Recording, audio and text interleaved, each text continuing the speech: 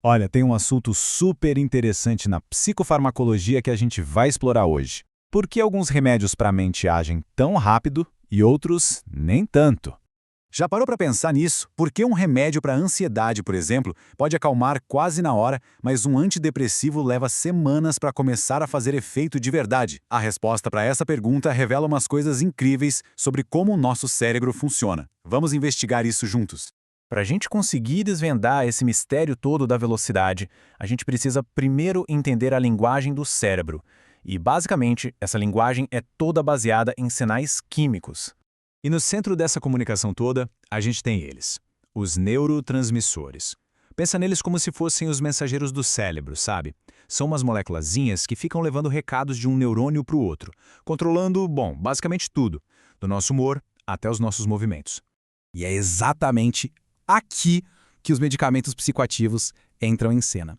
Eles agem direto nesses mensageiros, podendo aumentar ou diminuir a intensidade da comunicação entre os neurônios. É quase como se eles ajustassem o volume da conversa que está rolando no cérebro.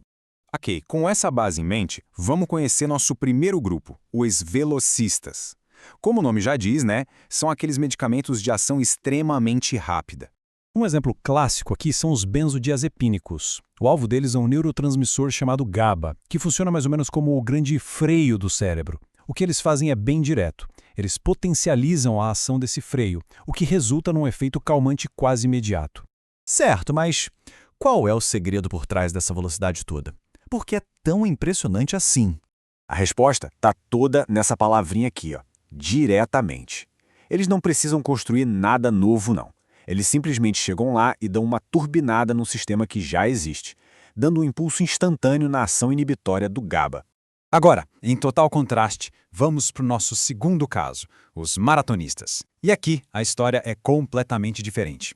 Muitos antidepressivos se encaixam nesse grupo. O alvo deles é a famosa serotonina, o neurotransmissor do humor. Só que a forma como eles influenciam esse sistema é muito mais indireta, muito mais complexa. Então, o ponto crucial aqui é o seguinte: o efeito deles não é um impulso direto, imediato. Pelo contrário, é um efeito que precisa de tempo para ser construído, para se desenvolver dentro do cérebro. A razão para essa lentidão toda está aqui.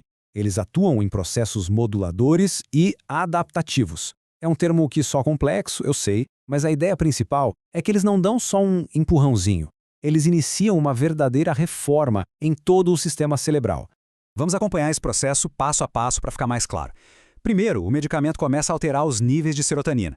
O cérebro, então, percebe essa mudança e pensa: opa, peraí, algo mudou, preciso me adaptar.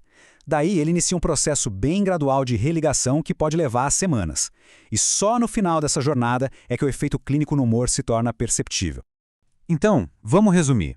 A grande diferença entre os velocistas e os maratonistas se resume a isso: uma ação direta contra uma remodelação completa do sistema. Essa tabela deixa o contraste claríssimo. Olha só.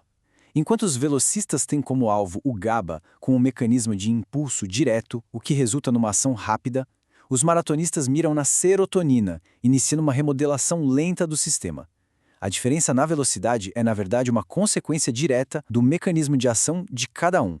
Para fechar com uma analogia que deixa tudo bem claro, a ação direta dos velocistas é que nem apertar o interruptor de luz. O efeito é instantâneo.